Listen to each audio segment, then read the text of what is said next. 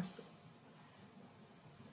ॐ सरस्वती नमस्तुभ्यं वरदे कामरूपिणी विद्यारम्भं करिष्यामि सिद्धिर्भवतु मे सदा। पठामि संस्कृतं नित्यं वदामि संस्कृतं सदा। ध्यायामि संस्कृतं सम्यक् वन्दे संस्कृतमातरम्। संस्कृतस्य प्रसाराय नैजं सर्वं ददाम्यहं। संस्कृतस्य सदा भक्तो वन्दे संस्कृतमातरम्। संस्कृतस्य कृते जीवन् संस्कृतस्य कृते यजन् आत्मानमाहुतं मन्ये वन्दे संस्कृतमातरम्। वन्दे संस्कृतमातरम्। अस्तु. ஒரு புனஸ்மாரணம் பண்ணிடலாம். पूर्ण प्रत्ययान्त रूपम and sandhi. We'll do a revision. अस्तु. बृंदा भगिनी प्रथमं.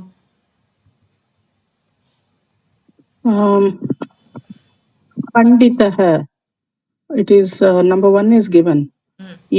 एकः पंडितः. बहु सम्यक्. Wait. एकः पंडितः. सम्यक्. अनन्तरं का अस्ति? विजया भगिनी.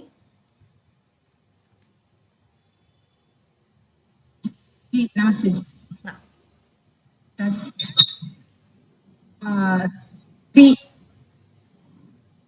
तिस्रः पुत्राः आसन्. तिस्रः भवति वा?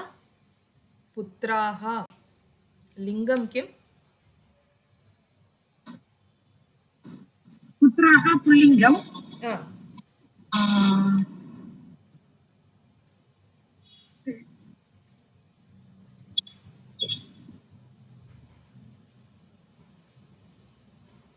पुल्लिङ्गरूपे कथं भवति भगिनि?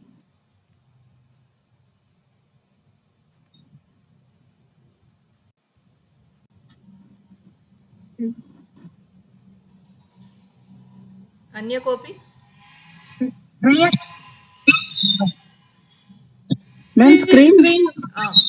तृतीया पुत्राः. तृतीया वा? त्रयः पुत्राः. अस्तु. बिकास् पुल्लिङ्गरूपेण कथं भवति? त्रयः, तिस्रः, त्रीणि तादृशमेव किल? तिस्रः, त्रीणि. अस्तु. अग्रे स्वर्णा भगिनी.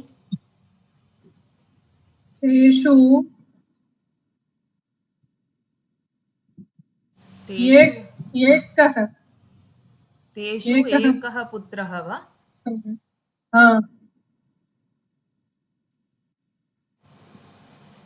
एकाः. सम्यक् चिन्तयन् वदतु भगिनि. अन्य कोऽपि वक्तुम् इच्छति वा? प्रथमपुत्रः. सम्यक्. प्रथमपुत्रः. तेषु प्रथमपुत्रः मन्दमतिः. अग्रे बृन्दा भगिनी. द्वयः पुत्रः. न भगिनी.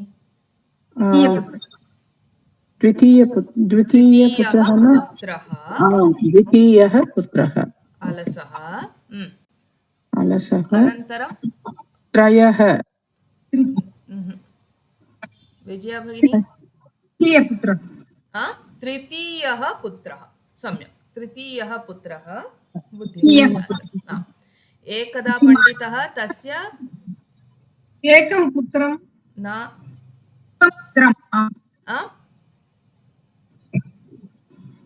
एकं पुत्रं.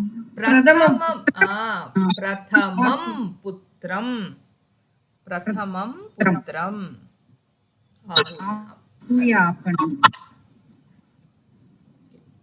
अवगन्तं वा? एकः त्रयः means 1, 3. One panditah was there. He had 3 sons.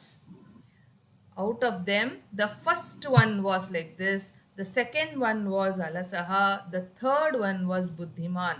Okay, so here you see the difference, that is ekaha, this is prathamaha. Hmm? So there is a difference here. The first son. Similarly, he called the first son. So here द्वितीया विभक्ति पुत्रम द्वितीया विभक्ति मध्ये अस्ति, अतः प्रथमम अपि द्वितीया विभक्ति मध्ये आगच्छति. अस्तु, अनन्तरं अग्रे का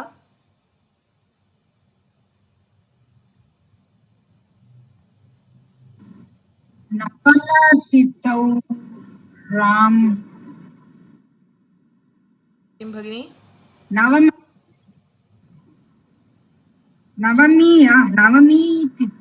तृतीयौ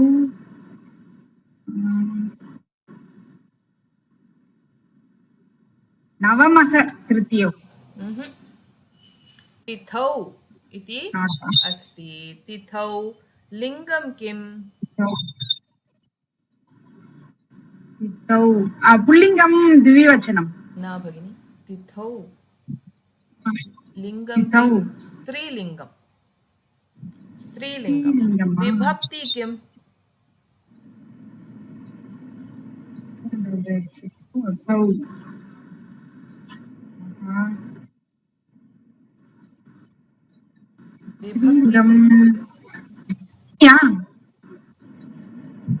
सप्तमी विभक्ति किम्?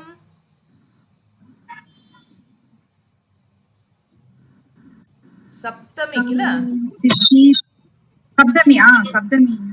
सप्तमी विभक्ति. अतः किं भवति? Ma'am, ఇది ఎన్న శబ్దం మ్యామ్? ఇది తిథౌ కమ్స్ అండర్ వాట్ శబ్దం మ్యామ్ స్త్రీలింగంలో? तिथिः. मति शब्दवत्. మతి. तिथिः. మతి శబ్దం. ఓ మధ్య. ఓకే. नवमी आचर्यते. शुक्लपक्षस्य नवमी इति अस्ति स्त्रीलिङ्गे. नवम्यौ वा? नवम नदी शब्दवत्. नद्यौ नदी शब्दवत् सप्तमी विभक्ति मध्ये. नद्यौ नद्यौ न भवति किल? नदी शब्दं वदतु. नदी नदी, नद्यौ नद्यौ, नद्यः, नदीं, नद्यौ, नद्यः नदीः. नद्यै नद्याभ्यां नदीभिः नद्यै नदीभ्यां नदीभ्यः नद्योः नदीभ्यां नदीभ्यः नद्योः अन्य को नदी शब्दं. नद्याः नद्योः नदीनां नद्यां. The same saptami vibhakti you get nathau. नद्यां किल? नथौ कथं भवति? No, नद्यां. नद्याम् इति किल? नद्यां. नद्योः नदीषु तादृशमेव किल? नद्यां. नवमी कथं भवति? नवम्यां. सम्यक्. नवम्यां शुक्लपक्षस्य नवम्यां तिथौ रामनवमी पर्व आचर्यते.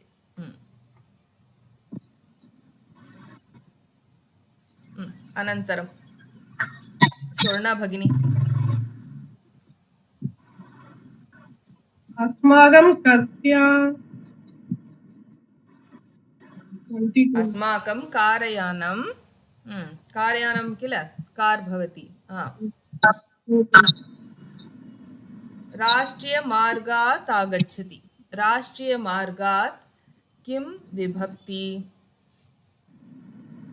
द्विविंशतितात् विभक्ति किम्? पञ्चमी विभक्ति पञ्चमी भवति। अस्तु, अतः कथं भवति? द्विविंशतितात् द्वाविंशतितमात्। द्वाविंशतितमात् अस्तु वा? अस्तु भगिनि। अस्तु, किञ्चित् स्पष्टम् अभवत् वा? जी Ma'am, don't understand what you're telling, ma'am. Did you understand at least little bit? The last sentence, I couldn't understand, ma'am. राष्ट्रीय मार्गात् मार्गात् No, that I understood, ma'am. What you said, I couldn't understand, ma'am. Last sentence, you asked some question. Did you understand? That is what I asked you. At least little bit. Did you understand? That itself you don't understand. What is given here, I'm able to understand. But what you asked, I couldn't understand. सन्धि अभ्यासः किञ्चित् कुर्मः। अत्र वदतु वृन्दा भगिनी। प्रथमं रामः राम अधिकम् अनुजः। राम अधिकम् अनुजः रामानुजः सवर्णदीर्घसन्धि। सवर्णदीर्घसन्धि। अस्तु, सारी अस्तु, महा उन्नतिः। नेक्स्ट आकारम् अधिकम् उकारम् आ प्लस उ ए महो आ प्लस उ ओकारम् महोन्नत महोन्नधि महोन्नधिः महोन्नधिः। किं सन्धि भवति? गुणसन्धि। गुणसन्धिः। अस्तु, विजया भगिनी अनन्तरं। भूत ऋणं भूत अधिकं ऋणं धर्णं भूत अर्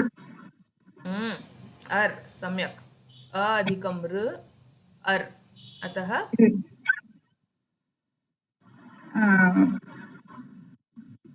कथं भवति? भूतर्णं। भूतर्णं सन्धि किं?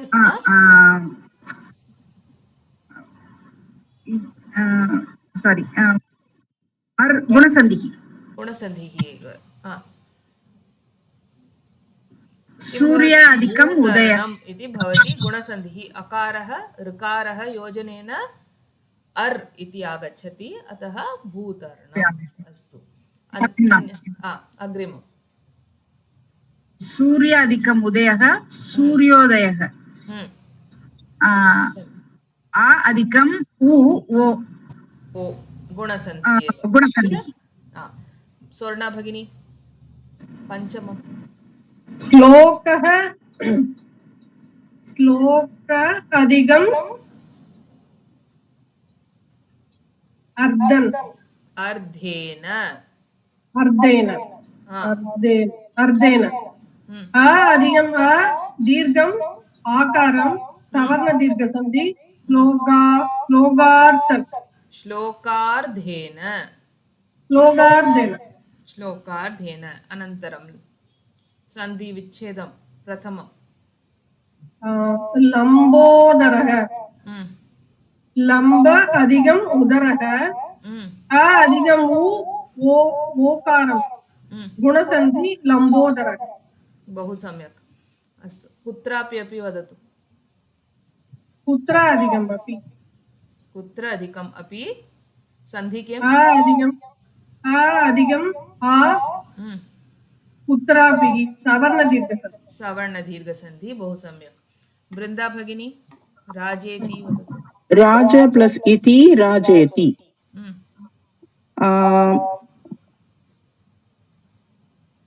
वसन्त राजेति सन्धि किं कथं भवति? एकारः राज अकारम् अधिकम् इकारम् आ प्लस ई बिकम्स ए राजेति गुणसन्धि। बहु सम्यक्। नेक्स्ट वसन्तर्तुः वसन्त plus Does it come like this? Vasanta plus artuhu. Vasantar. Oh, some ar is coming here. So what should be there? Rakaram. Rikaram should be there. So Yeah.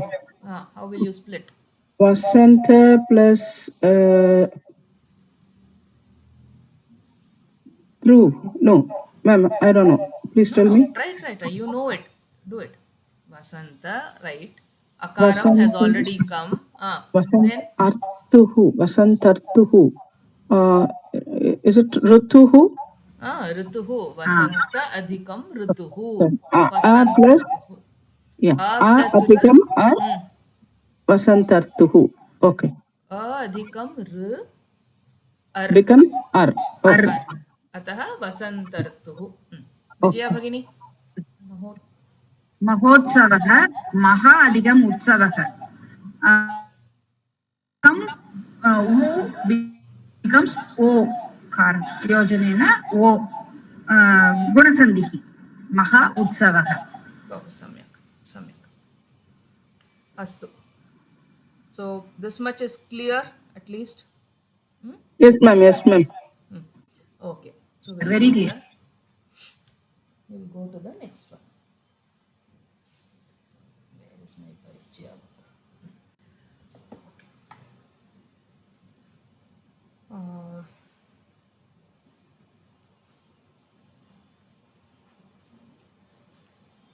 We'll see the Chichana Prayogam, then we can come to this one. No?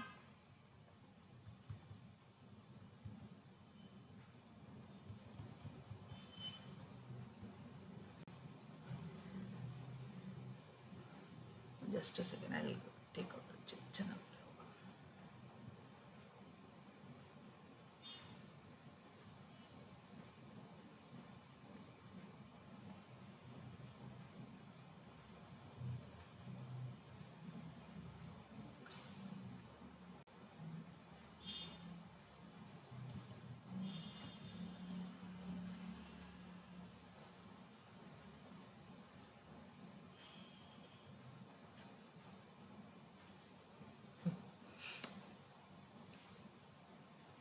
Okay, so today we will see the Chichana Prayogam.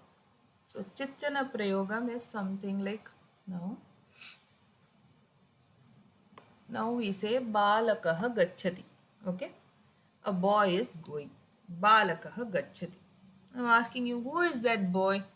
You don't know who the boy is. You say some boy is going. Correct? So, like if I'm asking Kaha Gachati, who is going?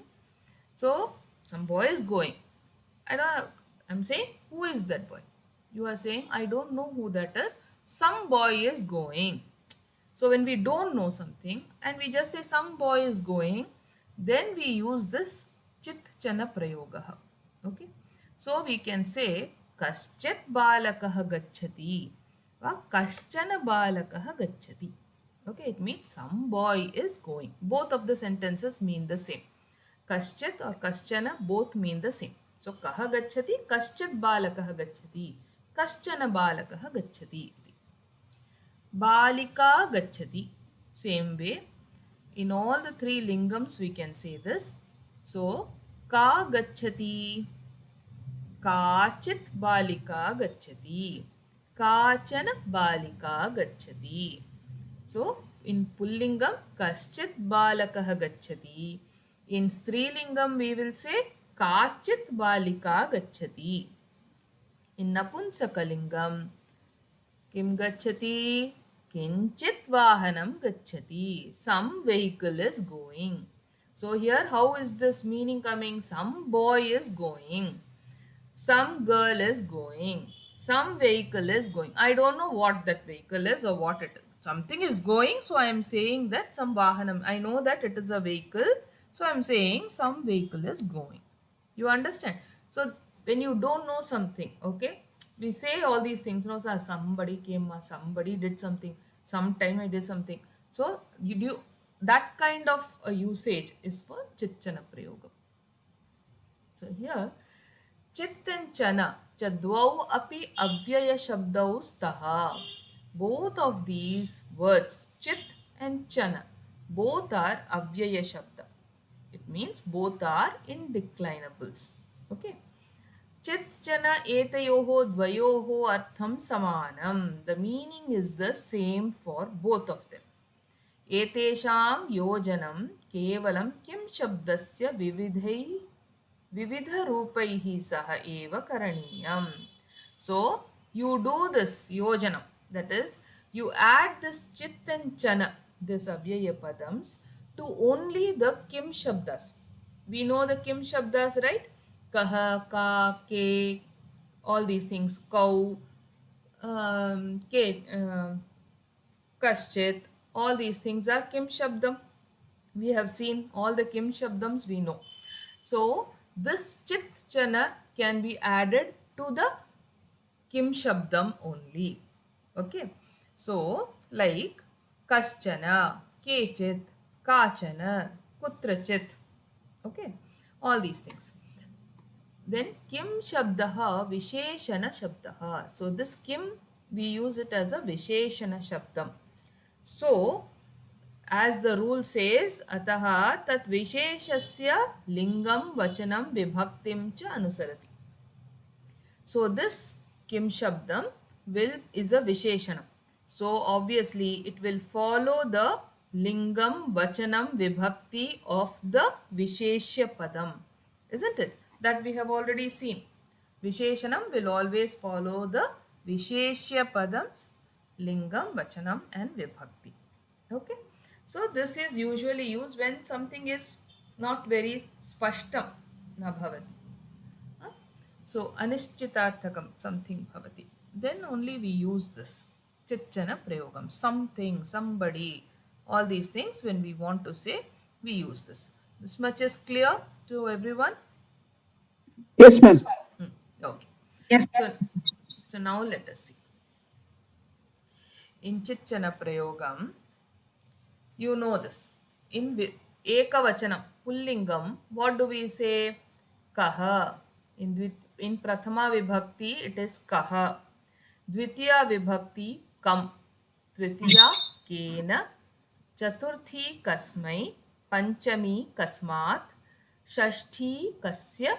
Saptami, kasmin. So, we know this, right? Okay.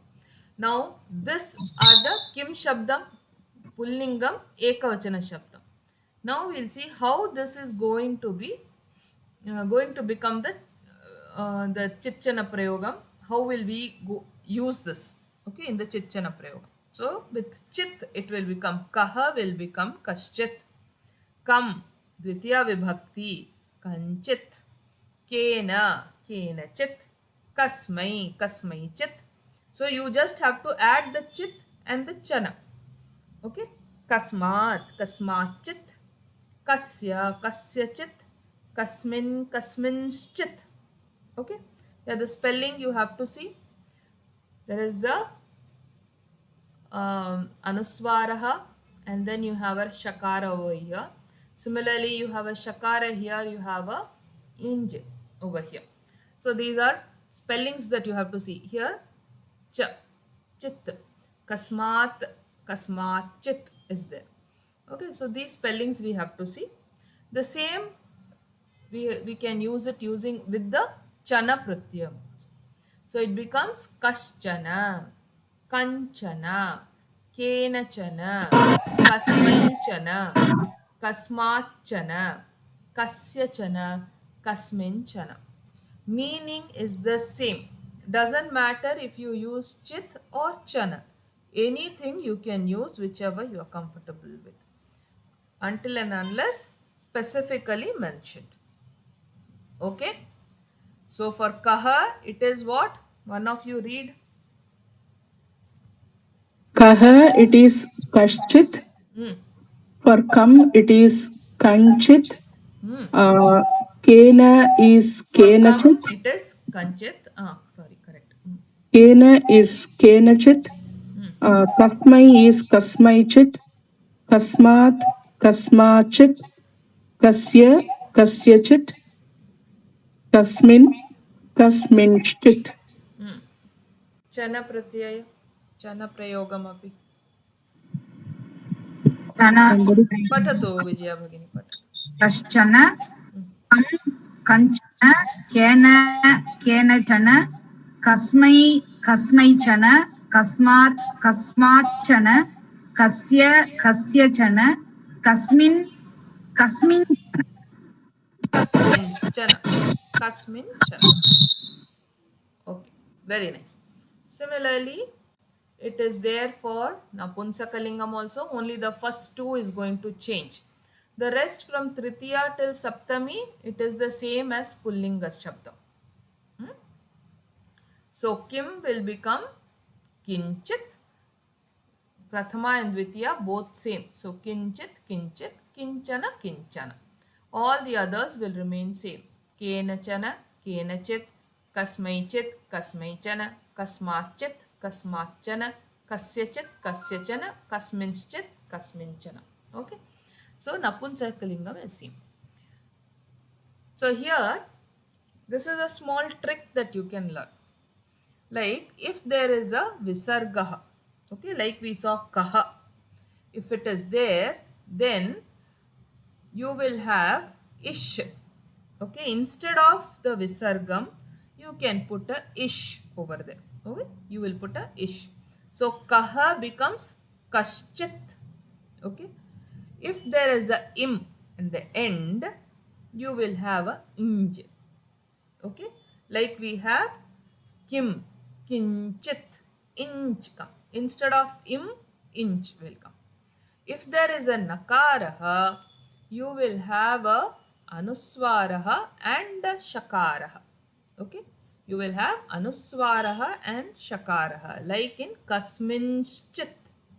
Kasmin in is there. Kasminchit, you have a anuswaraha and a shakaraha. If the word ends with takaraha, then you have a chakara over there. Okay, this if you remember, this whole thing becomes easy for you. There will be no spelling mistake. Okay, so let us see here for Strilingam. Can somebody say what will it be for ka? Chit prayogam only you say. काचित् काचन Kachit, kachana. Chit prayogam is enough. First say the chit. Now, kam. Kam is there. I said if there is a makaraha in the end, what will it come? Inj will come. काञ्चित् Kanchit. Right. Kaya. Kayachik. कयाचित् Kachal. Kaya. Chit. Kasyai is there. So, Kashyachit. kasyai chit. Kashyachal. Kasyai chit. You cannot change the word. Kasyai is there. Just add the chit to it. So, it becomes kasyai chit. Now, we have Kasyai chit. kasyaha. Kasyaha. You have a visargam. So, instead of visargam, what should we put? Ish. Ish. So, what will it come? Kashyachit. Kasyaschit. Similarly, for Shashti also, Kasyaschit. Now we have Kasyam. Makaraha is there. So what will it come? Kashyanchit. Kasyanchit. Very good. Clear? कश्याञ्जन कश्याञ्जन Chana illa. Chit prayogam only I am asking you to say. Okay. Kasyanchit. Now you tell the Chana pratyaya. Chana prayogam you say now. Ka काचन is there. Kachana. Next काम काञ्चन Kanchan. So inj will come. कयाचन Kayachana. कस्यैचन Kashyachana. Very good. कश्याचन Kashyachana. Mm. Kashyanchit. For im, कश्याञ्जन Chana. Okay. इञ्ज So you remember this, it will be easy for you to write. Okay. Next. Now here we have this. We know the Kim Prayogam, isn't it? The Kim Shabdam. How is the Kim Shabdam table? Kaha, kau, ke, kam, kau, kan, केन काभ्यां कैः कस्मै काभ्यां केभ्यः कस्मात् काभ्यां केभ्यः कस्य कयोः केषां कस्मिन् कयोः केषु. This is the Kim Shabdam. Is this for Pullingam, Napunsakalingam or Strilingam? Napumsakalingam. This is Pullingam. Kaha. Kaha kauke. This Said is with kaha. Pullingam. Okay. This is Pullingam, isn't it? Kaha, kauke is Pullingam. Okay. Now I have written the rule over here. Now you tell me what will be the forms of all these. Tell me that. All the 21 declensions, you tell me. Ma'am, may I say for Strilingam? Pardon me? For Strilingam, you can, no. I am saying tell the Chitchana Prayogaha for this table. For Okay. this table, like Okay. we have Kaha. Okay, so we will have Kaschit, Kauchit, Yeah. Kechit. Yes, ma'am. Okay. Yes, ma'am. Got it. So Kanchit, Kauchit, Kanschit. Okay. Yes, ma'am. Now what you do? Now you tell me. What will it be? Write it down. All of you write it down. It is come, cow, corn. What will it be? First one you start. Kaha. Kaha Prathama become Vibhakti, who will say? Kashchit. Brinda Bhagini, you say for the Prathama Vibhakti. Chit Prayogam, you say. Kashchit, Kauchit, Kechit. Very good. Then Dvitiya Vibhakti also you say. Kam becomes Kangchit. Why Ka? Why Ka is coming? No, I'm sorry. Kanchit. Kanchit. Kachit. Cow is there, no? Kachit. Cow, Kan. Kauchit. Kauchit. Kauchit. The last one is Kan.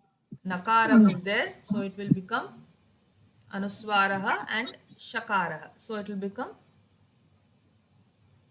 Kamshchit. Kamschit, correct? Ma'am, please tell that word again one more time, ma'am. The last one. Kamschit. Okay, Kamschit. Okay. Now, Vijaya Bhagini say for this. Tritiya Vibhakti. Kenachit.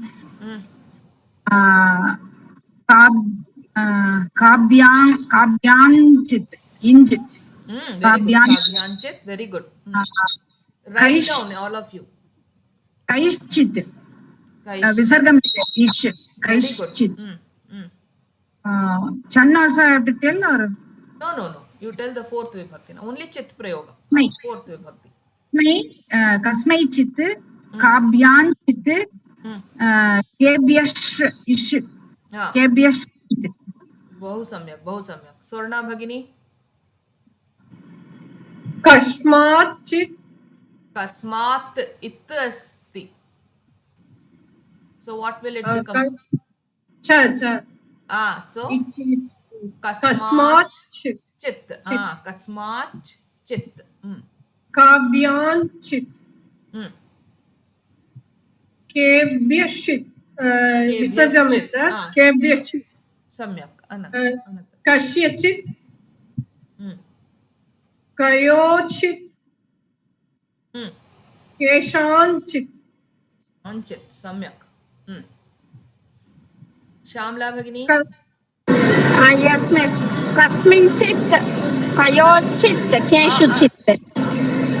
No, hurry please. Kasminchit will come va? Kasminchit. There should be Anuswaraha and a Shakaraha, I told you, no? Nakaram is there, so Kasminchit. Okay, ma'am. Then for Kayoho, Kayochit. Visargam is there, Shakaram should come. So Kayochit.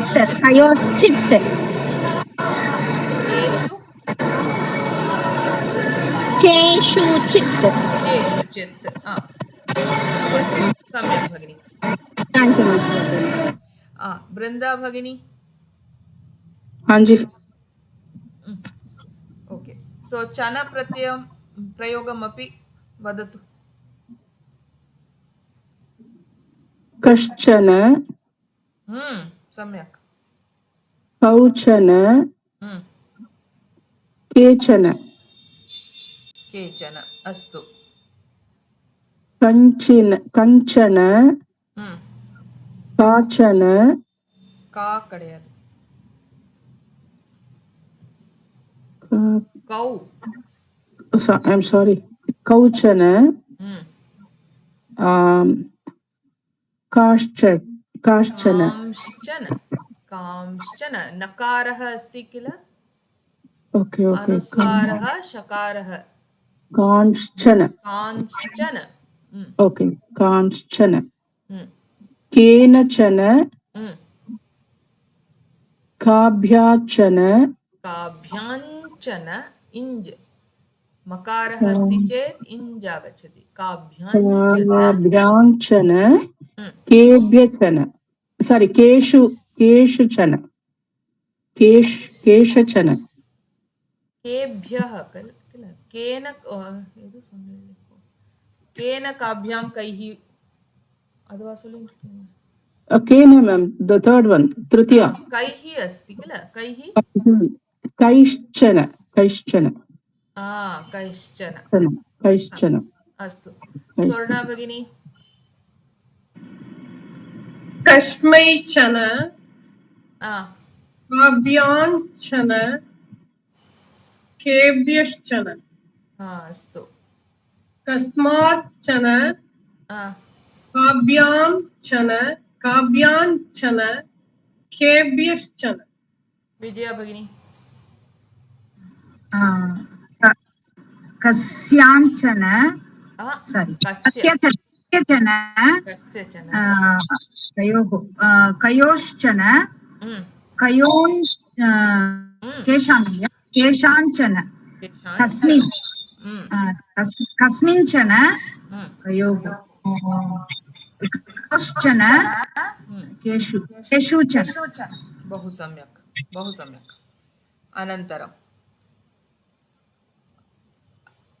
समानं स्त्रीलिङ्गे अपि किल का के काः कां के काः कया काभ्यां काभिः कस्यै काभ्यां काभ्यः कस्याः काभ्यां काभ्यः कस्याः कयोः कासां कस्यां कयोः कासु okay answer is seen but still can you tell without seeing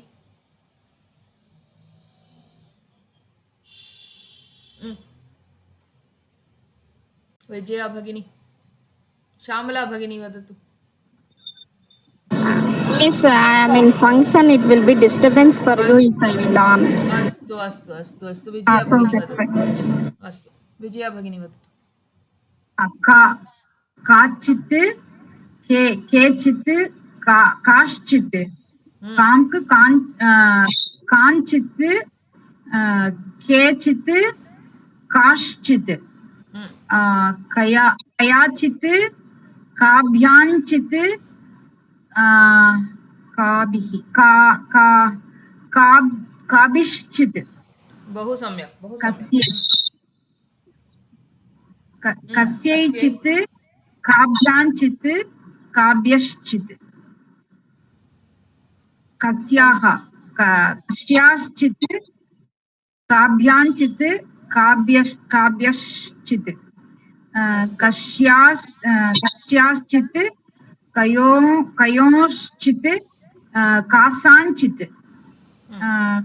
कस्याञ्चित् कयोश्चित् कासुचित् सम्यक् अस्तु ma'am how to remember how to memorize these things ma'am already the four things that is why I gave you the 4 rules no the 4 hints that I gave you yes ma'am use that see if there is a visargah there is a ish that is going to come if there is a makarah there is a inj that is going to come nakarah means anuswarah and shakarah Like that, you remember. Those 4 points, if you remember, then it's easy for you to make it. Okay, Like That's ma'am. why. Sandhi, we are joining the letters. Mm. With this Okay. rule, we have to join the letters. Brinda Bhagini, vadatu. Chana-prayogam vadatu.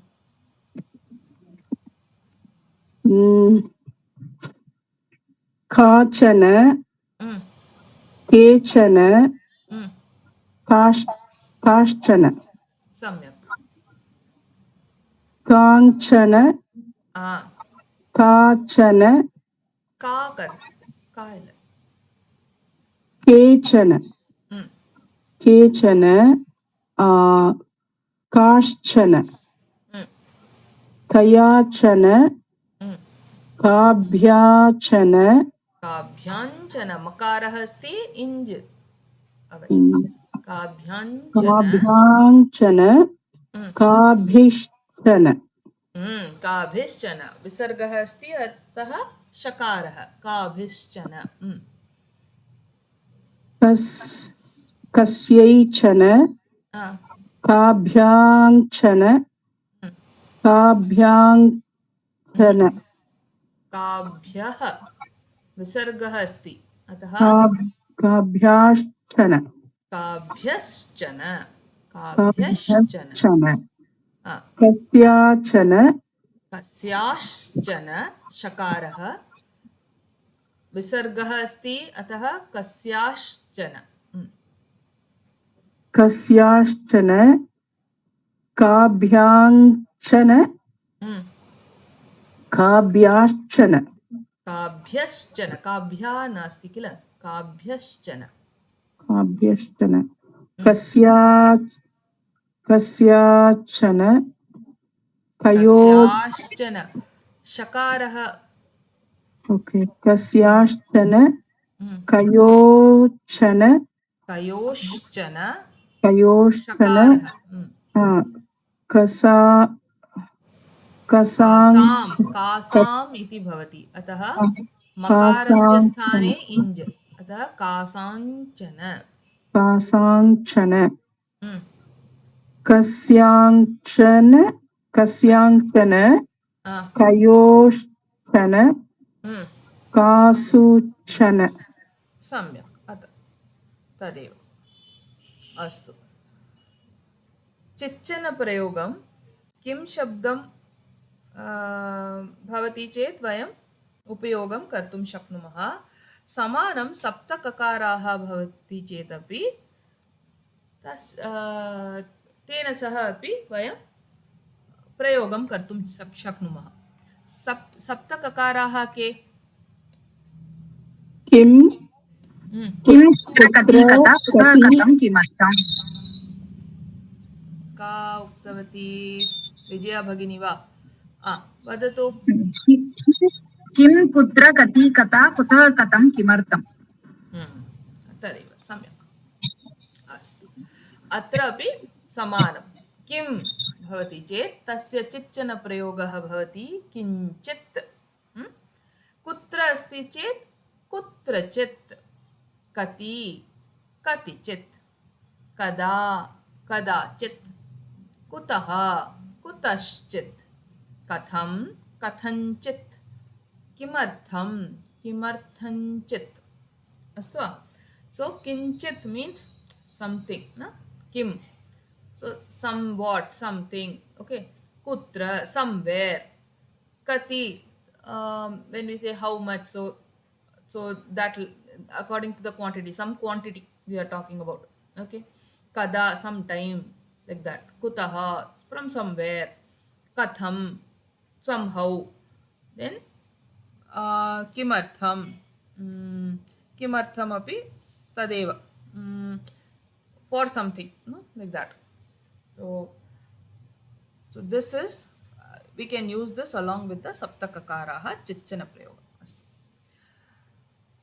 now you have understood now right one small abhyasa we will do and then we will go to the avyaya anvayam so fill in the blanks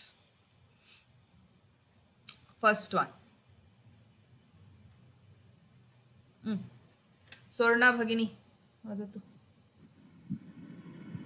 काश्चित् बालिका लिखति काश्चित् काचित् डिडि काचित् D. Very good.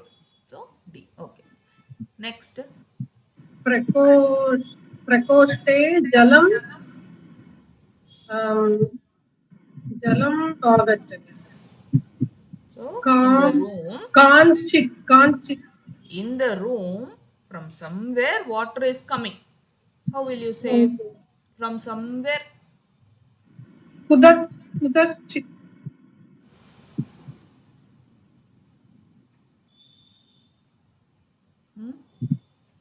जलम् आगच्छति Tell ma, you said something. Kutaschit. From somewhere jalam agachati.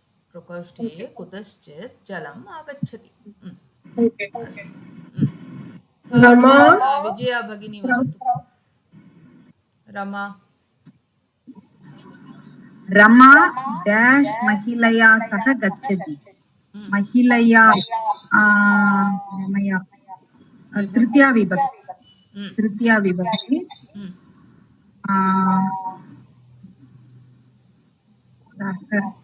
सो कयाचित् सम्यक् कयाचित् अस्तु फोर्थ वन विद्यालये सप्तमी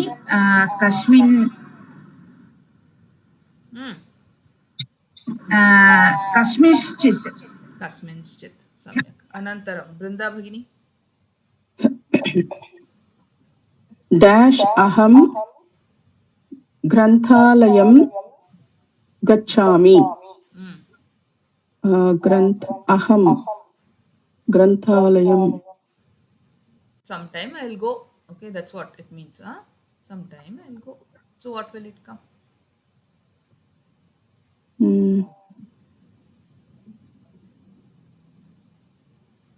कदाचित् कदाचित् सम्यक् अनन्तरं माता डैश भिक्षुकाय so भिक्षुकाय माता same thing kada भिक्षुकाय yeah कयाचित्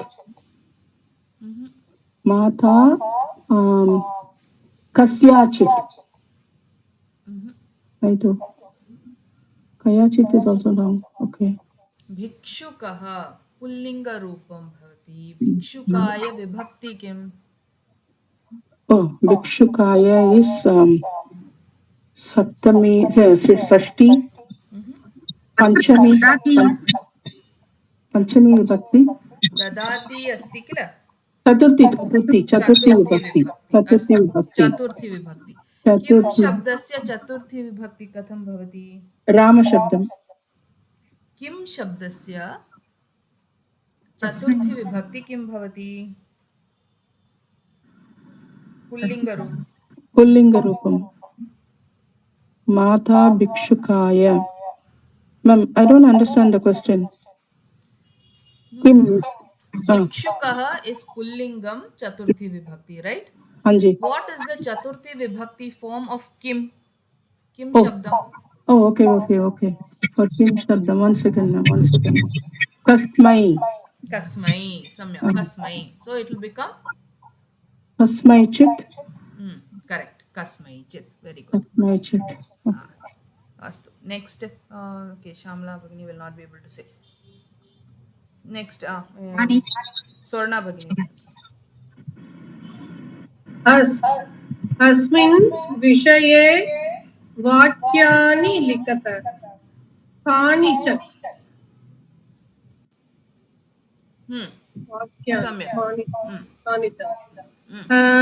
डैश वृक्षात् पुष्पाणि पतन्ति वृक्षात्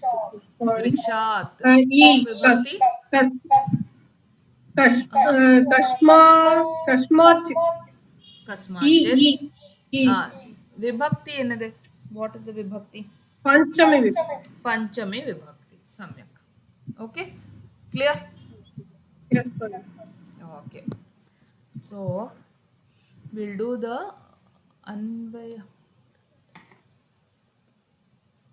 We still have some time.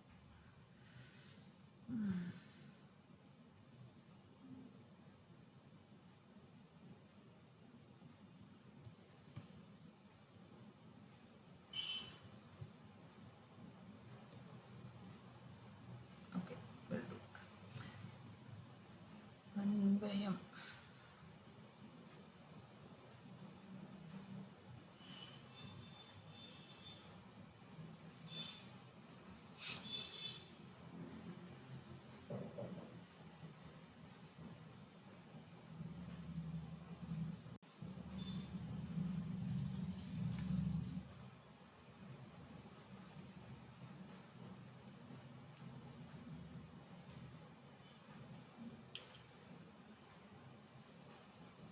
Okay, this is the first Anvayam. At least we'll try to finish this today. सः सत्यवचनात् राजा धर्मपाशेन संयतः विवासयामास सुतं रामं दशरथः प्रियम्. पदविभागः करोतु.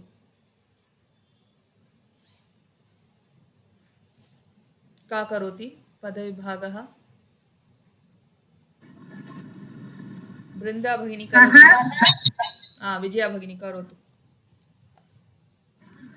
सः सत्यवचनात् राजा धर्मपाशेन संयतः विवासमास सुतं रामं दशरथः प्रियम्. क्रिया विवासयामास लिट्लकार. वेरी गुड. प्रथमा विभक्ति सः राजा दशरथः संयतः. द्वितीया सुतं रामं प्रियं. तृतीया धर्मपाशेन. बहु सम्यक्. पंचमी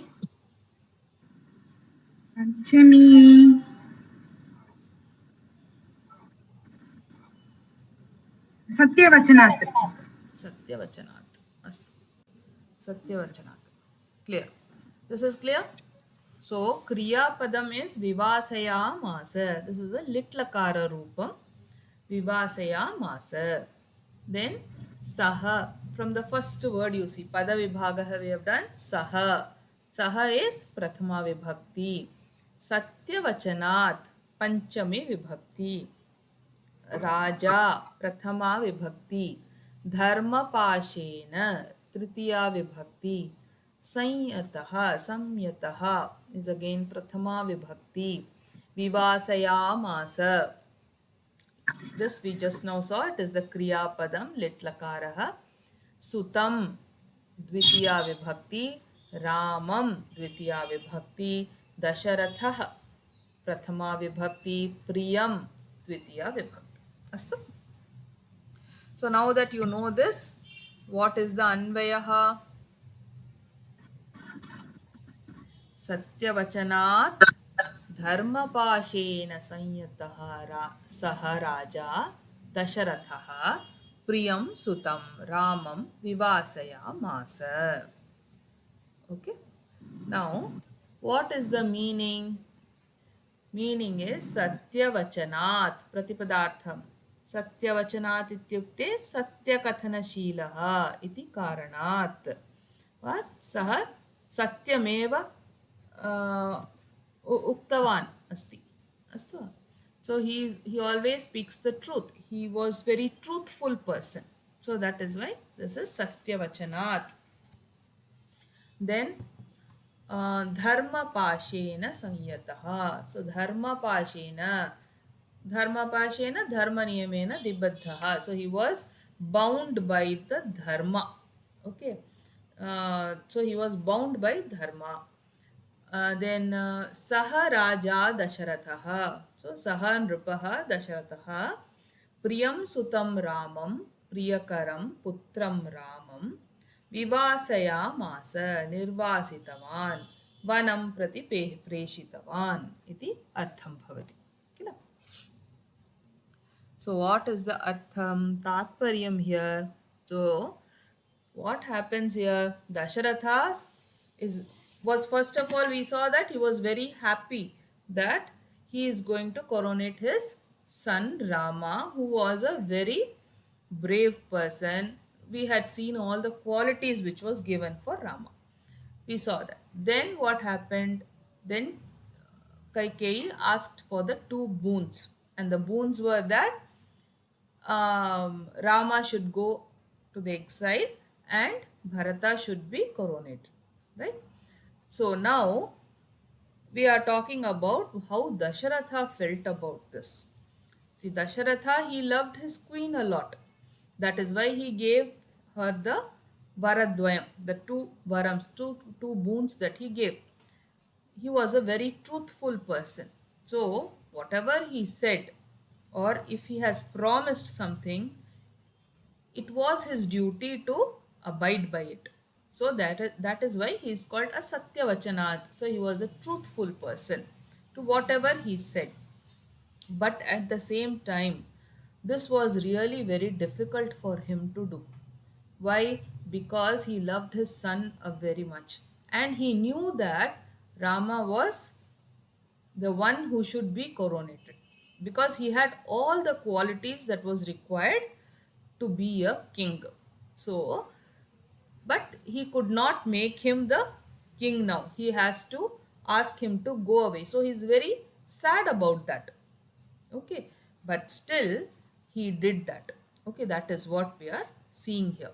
So Dasharatha Purvam Kaikeyim Varadvayam Dattavan. He gave two boons to the Kaikeyi. Saha Satyavan Ataha Yam Vachanam Dattam Tam Nischayena Palayet. So he was a Satyavan. He was a truthful person. So whatever Vachanam, whatever promise he has given, he will surely abide by it.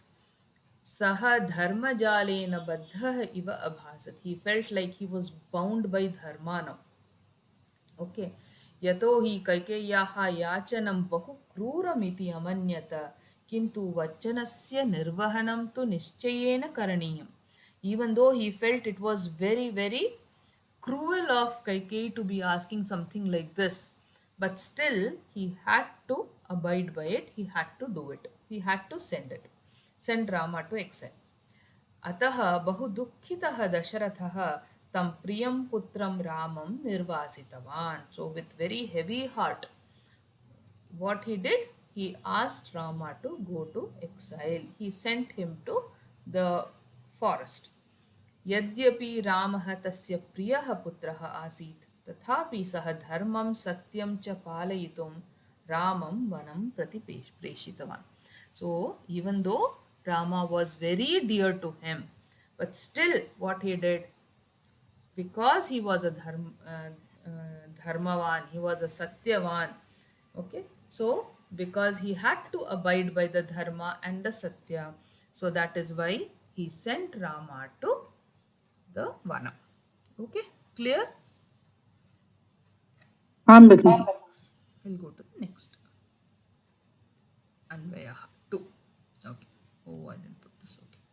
So, sa jagama vanam veeraha pratignyam anupalayan piturvachanam nirdeshat kaikeyaha priya karanat. Swarna bhagini vadatu padavibhagah vadatu. सः जगाम वनं वीरः प्रतिज्ञाम् अनुपालयन् Pituhu पितुः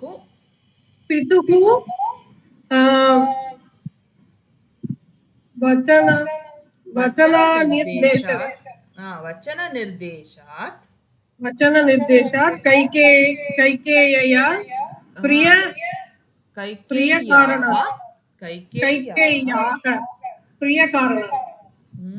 Now say saha.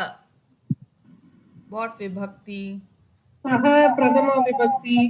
Jagama kriyapadam litlakara. क्रियापदम्. वीरः प्रथमा विभक्ति. Vanam. वनं द्वितीया विभक्ति. प्रतिज्ञां द्वितीया विभक्ति. अनुपालयन् तृतीया विभक्ति. Anupalayan shatru pratyaya bhavati. Leave that. Pituhu. पितुः पितुः पितुः தெரியல षष्ठी विभक्ति पितुः षष्ठी षष्ठी ஓகே पितृशब्दस्य षष्ठी विभक्ति पितुः षष्ठी விபக்தி மேம் அனுபாலயன என்ன சொன்னேன்? शत्रु प्रत्यय அது இன்னும் ஓகே உங்களுக்கு வரல சிக்ஷால படிப்போம் அதை பத்தி ஓகே वचन निर्देशात् பஞ்சமி விபக்தி पंचमी कैकेय्याः कैकेय्याः रामयाः षष्ठी विभक्ति षष्ठी विभक्ति प्रियकारणात् पञ्चमी विभक्ति बहु सम्यक् अतः अन्वयः सः वीरः पितुः वचननिर्देशात् कैकेय्याः प्रियकारणात् प्रतिज्ञाम् पालयन् वनं जगाम ओके सो प्रतिपदार्थः सः वीरः सः शूरः श्रीरामः पितुः वचननिर्देशात् स्वजनकस्य आज्ञया कैकेय्याः प्रियकारणात् कैकेयीं प्रसीदयितुं प्रतिज्ञाम् अनुपालयन् संकल्पम् अनुसरन् वनं जगाम अरण्यं गतवान् सः वीरः इत्युक्ते ब्रेव् सः शूरः रामः शूरः अस्ति ब्रेव् अस्तु पितुः it means father isn't it father's vachananirdeशात्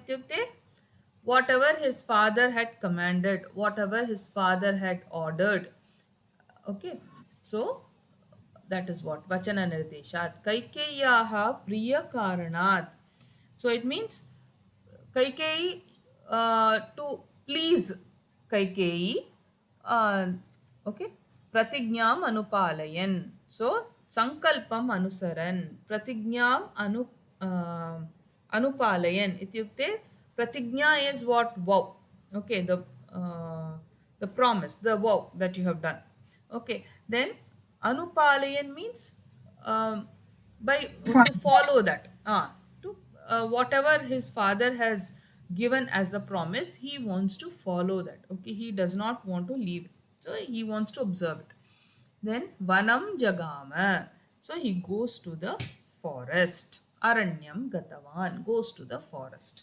okay so tatparyam what is it he was a very brave person rama was a very brave person so what he did he to please see Kaikeyi had asked for 2 boons right she had asked for 2 boons and she would be happy only if the 2 boons were actually fulfilled by the Raja. Okay, only then she would be happy. That is, she wanted that Rama should go to the exile, to the forest, and Bharata should be coronated. So these two has to be fulfilled. Only then she will be pleased.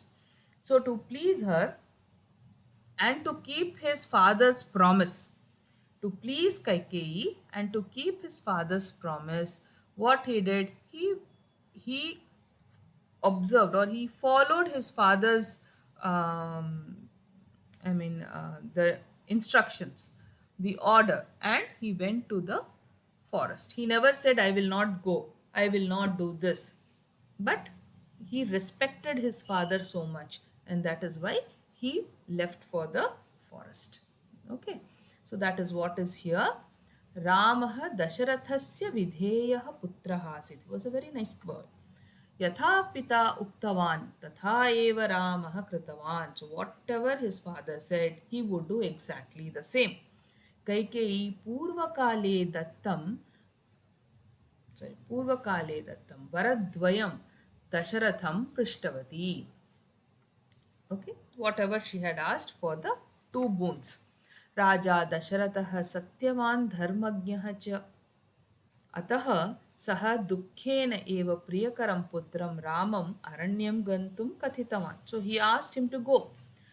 Ramah Tasya Janakasya Vachanam Angi Kritavan. He very wishfully. He accepted whatever his father said. शूरः रामः सङ्कल्पम् अनुसरन् कैकेयीं प्रसीदयितुं वनं गतवान्.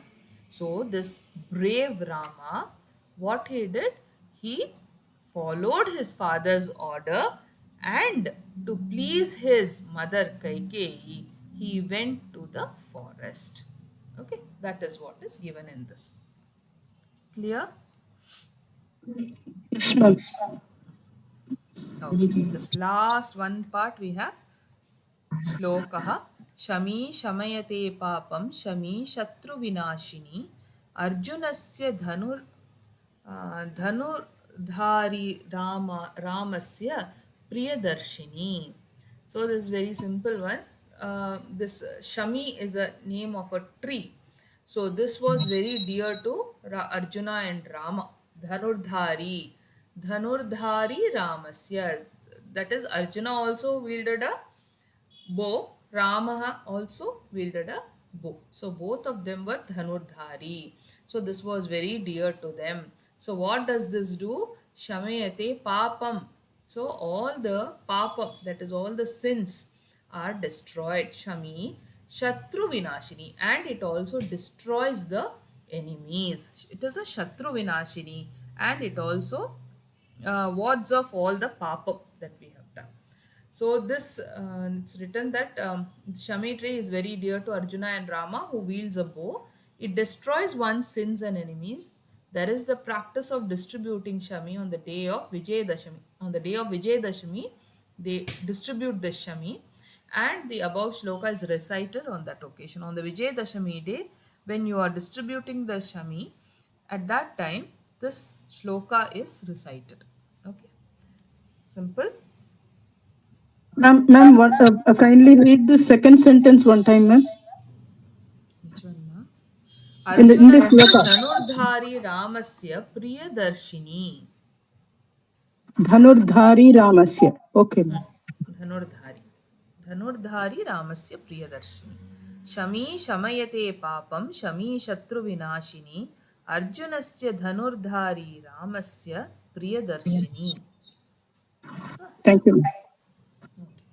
So we'll wind up the class today. Okay. सर्वे भवन्तु सुखिनः सर्वे सन्तु निरामयाः सर्वे भद्राणि पश्यन्तु मा कश्चित् दुःखभाग् भवेत्. ॐ शान्ति शान्ति शान्तिः. हरिः ॐ श्री गुरुभ्यो नमः. हरिः ॐ. हरि ओम तत्सत्. We will meet on the next class. ಧನ್ಯವಾದಗಳು ಭಗಿನಿ. Thank you.